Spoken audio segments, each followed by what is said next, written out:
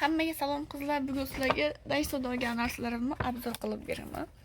Birinchi bo'lib aptekadan olgan mana bunaqa gijjalarga qarshi dori. Bunaqa namlantiruvchi quyosh kremi, bu qo'llarim uchun. Men quyosh kremi juda ham ko'p ishlataman. Har xil lab uchun, balzamlar uchun ikki xil paypoq. Bu qishki, mana bunaqa uzun paypoq.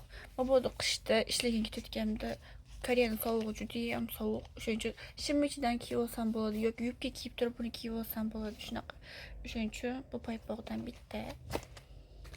Rakvina uchun bundaqa mashhur bo'lgan Riddle Shot yuzi elastikligini tiklaydi, juda ham foydali bo'lgani uchun buning ichida bitta emas, har xil 9 xil ekan. Ichida opshi 14 ta ekan.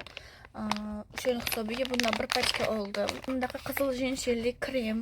Bu yuzi elastikligini istirib, ajinlar oldini olar ekan. Bilasizlar, qizil jenshen juda ham foydali. O'shuning qizil jenshen ko'rib sirasi olib yurdim. Bundaqa yuzda har xil dog'larni, sepkillarni ochartirish uchun vitamin C. Bundan ikkalasidan bittadan qo'ygan ekan. Bundaqa kollagenli krem. Birinchi bo'lib aptekadan olgan mana bunaqa gijjalarga qarshi dori.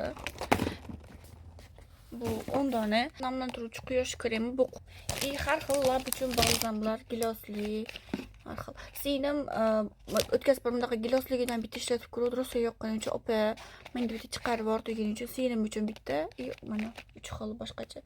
Gilosli, shaftolili va oddiy namlantiruvchi.